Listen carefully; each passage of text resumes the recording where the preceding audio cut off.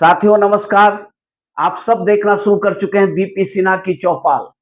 मित्रों, जब लोकसभा चुनाव 2024 की रणभेरी बजी और महासंग्राम का जब शंखनाद हुआ, तो दो पक्ष थे, दोनों सेनाएं आमने सामने हुई। एक तरफ जहां जोश से भरी हुई, हौसले से भरी हुई कार्यकर्ताओं की विशाल फौज और कुशल रणनीतिकारों का साथ, और उस पर सितम ये कि नरेंद्र मोदी जैसा हिंदुस्तान ही नहीं दुनिया का सबसे लोकप्रिय नेता का नेतृत्व। वहीं दूसरा पक्ष क्या था मित्र, याद कर लो। थका हारा, लुटा पीटा, भ्रष्टाचार के आरोप से सर से पांव तक घिरा हुआ, जेल से कोई बेल पर था, कोई जेल के दरवाजे पे खड़ा था, जेल के नाम से थर थर कांपती हुई टांगों वाला विपक्ष क्या ये लड़ सकता था? कहीं कोई मुकाबला ही नहीं था।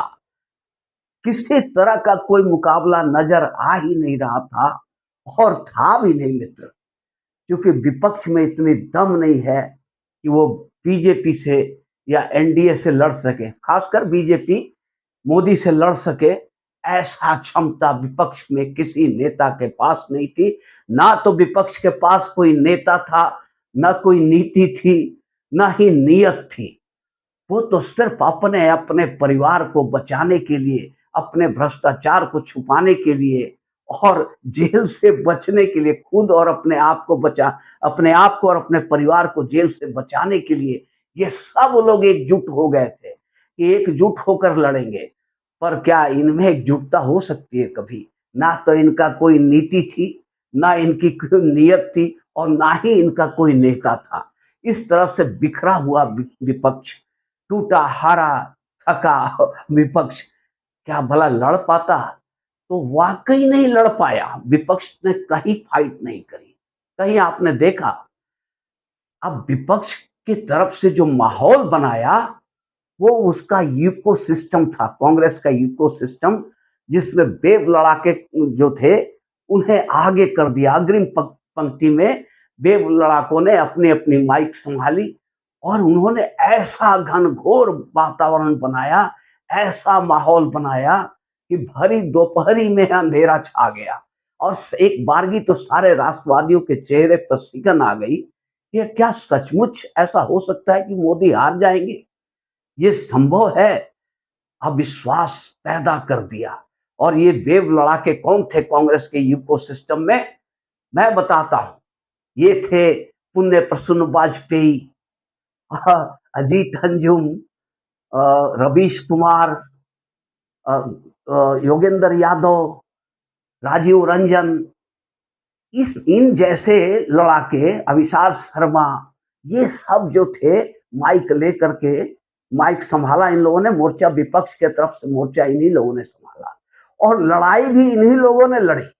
झूठ की बुनियाद पर, फरेब की बुनियाद पर एक ऐसा कृत्रिम वातावरण पैदा कर दिया कि एनडीए हार रही है, भाजपा हार रही है, मोदी जी का बोरिया बिस्तर बन चुका है, अब मोदी जी प्रधानमंत्री नहीं बनेंगे। और इसी भ्रम में राहुल गांधी के जो चाटुकार हैं, जो उनके सलाहकार हैं, वो किस तरह के, किस स्तर के सलाहकार हैं कि उन्हें ये बता रहे हैं। वो 2019 में भी उन्हें ये भरोसा दे रहे थे कि आप जीत रहे हो, और इस बार भी उन्हें यही भरोसा दिया कि आप जीत रहे हो। और राहुल गांधी भरे मंच से बोलना शुरू कर दिए कि 4 जून को नरेंद्र मोदी नहीं आ रहा है, प्रधानमंत्री नहीं बन रहा है, बस खत्म। जो उनका स्टाइल है बोलने का, उस स्टाइल में उन्होंने अपनी तरफ से बात खत्म कर दी कि नरेंद्र मोदी 4 जून को प्रधानमंत्री नहीं रहेंगे।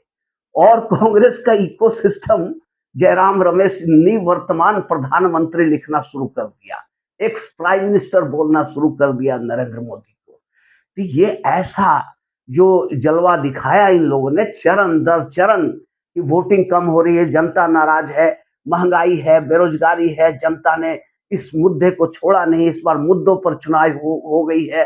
तो पूरा हिंदुस्तान में इस समय मोदी के खिलाफ लहर चल रही है, अंडर करंट है, मोदी बुरी तरह हार रहे हैं। मोदी अब बोरिया बिस्तर लेकर तपस्या करने, झोला उठाकर तपस्या करने के लिए चले जाएंगे और उनके पास कोई चारा सॉरी, कोई चारा नहीं बचा है। इस तरह का भ्रम फैलाया इन लोगों ने। एक बारगी तो ऐसा लगा कि जो सारे राष्ट्रवादियों का दिल छोटा हो गया और वो सोचने पर मजबूर हो गए कि क्या ऐसा भी हो सकता है। अब इन लोगों का क्या था, एक एग्जाम्पल खड़ा किए हुए थे 2004 का, कि 2004 में जब वाजपेयी जी का महिमा मंडन वाजपेयी जी का जब चलती थी और शाइनिंग इंडिया का कैंपेन चल रहा था, तो कोई भी ऐसा, किसी को ऐसा लग नहीं रहा था कि वाजपेयी जी हार जाएंगे। यहाँ तक कि चुनाव विश्लेषकों को भी और कांग्रेसी इकोसिस्टम को भी ये नहीं महसूस हो रहा था कि वाजपेयी जी हार जाएंगे और सोनिया गांधी जीत जाएंगे। पर हुआ कुछ ऐसा ही मित्र। बस यही सुनहरा सपना ये लोग देखते रहे, सपनों की दुनिया में ये लोग पड़े हुए थे और यही सपने राहुल गांधी के सलाहकार राहुल गांधी को दिखाते रहे कि 2004 रिपीट हो रहा है। अब आपको कुछ करने की जरूरत नहीं, हम लोग कुछ करने की जरूरत नहीं है, मोदी चले जाएंगे, बीजेपी एनडीए हार जाएगी। अब इन लोगों ने एनडीए को, बीजेपी को कोई 150 सीट दे रहा है, कोई 140 सीट दे रहा है। अखिलेश यादव कह रहे हैं कि हम 80 में 79 सीट जीत जाएंगे यूपी का। 79 के बाद एक सीट मोदी जी वाला छोड़ा और बाद में उसको भी कवर अप कर लिया कि हम यूपी में 80 के 80 सीट जीत रहे हैं। अब मित्र ऐसा है कि ये सारा जो भ्रम जाल फैलाया इन लोगों ने, ये खुद अंतिम चरण आने के पहले इनका सारा भ्रम जाल टूट गया। चूंकि योगेंद्र यादव ने भी ये सारा पिच तो तैयार किया था। योगेंद्र यादव जो घोषित मोदी विरोधी हैं, सरकार विरोधी है, उन्होंने सारा पिच तैयार किया, चरण दर चरण, चरण दर चरण वो एनालिसिस लेकर बैठते रहे और मोदी के खिलाफ, बीजेपी के खिलाफ पिच तैयार करते रहे। और फाइनली अभी उनका कहना ये है कि 240 से 260 सीट तक ही बीजेपी जीत सकती है और एनडीए 35 से 45। मतलब कि अगर उनका लोएस्ट भी लेते हैं तो 240 और 35 275 हो जाता है। एनडीए को क्लियर बहुमत, क्लियर मेजोरिटी मिल जाती है। और अगर उनका अपर साइड लेते हैं 260 से 45 तो 305 पहुंच गया। ये अपना ही थूका हुआ चाटना शुरू कर दिया इन लोगों ने। अब इसके बाद प्रशांत किशोर की एंट्री होती है। प्रशांत किशोर ने खुलकर डट कर ये कहा कि मोदी, बीजेपी को जो 2019 में जो सीटें मिली थी उसमें कमी, किसी तरह की कमी नहीं होगी, बल्कि बढ़ोतरी होगी। 303 सीट मिली थी तो 315 तक बीजेपी जा सकती है। अब इसके बाद रोना धोना, विधवा विलाप, चारों तरफ से विधवा विलाप शुरू हो गया। समाजवादी पार्टी आरोप लगाने लगे, राजकुमार भाटी उनका आरोप लगाने लगे कि बूथ कैप्चरिंग कर रही है। अब इस जमाने में, ईवीएम के जमाने में बूथ कैप्चरिंग का राग अलापना शुरू कर दिया। इधर रवीश कुमार जो बहुत घूम घूम करके बार बार रोज रोज टीवी पर आते थे, रोज रोज, क्योंकि ये सब लोग, जितने लोग हैं, सब टीवी स्टूडियो से भगा दिए गए हैं। इन लोगों ने अपनी छोटी छोटी दुकान खोल ली है यूट्यूब पर और वहीं से बैठकर एजेंडा और प्रोपेगेंडा चलाते रहते हैं।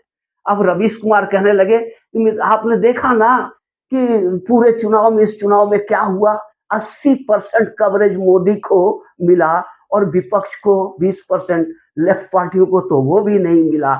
ये कोई लेवल प्लेइंग हुई? अब इन लोगों का जो विधवा विलाप शुरू हुआ, ये साबित कर गया कि ये लोग पूरी तरह ध्वस्त पस्त और ध्वस्त हो चुके हैं। और मोदी जी ने जो एक बात कही कि 4 जून के बाद, रिजल्ट आने के बाद 6 महीने के अंदर में बहुत बड़ा पॉलिटिकल भूचाल आ जाएगा। भूचाल क्या होगा कि ये सारी परिवारवादी पार्टियां टूटकर बिखर जाएंगी और इसके अलावा इनका कोई गति नहीं है। यही इनकी अधोगति होनी थी, क्योंकि ये सब करप्ट, भ्रष्ट, परिवारवाद, तुष्टिकरणवादी पार्टियां हैं। इनका जो अंजाम होना था वही अंजाम हो गया 2024 में। साथियों, ये वीडियो अगर अच्छी लगी हो तो एक लाइक और चैनल को सब्सक्राइब जरूर करें।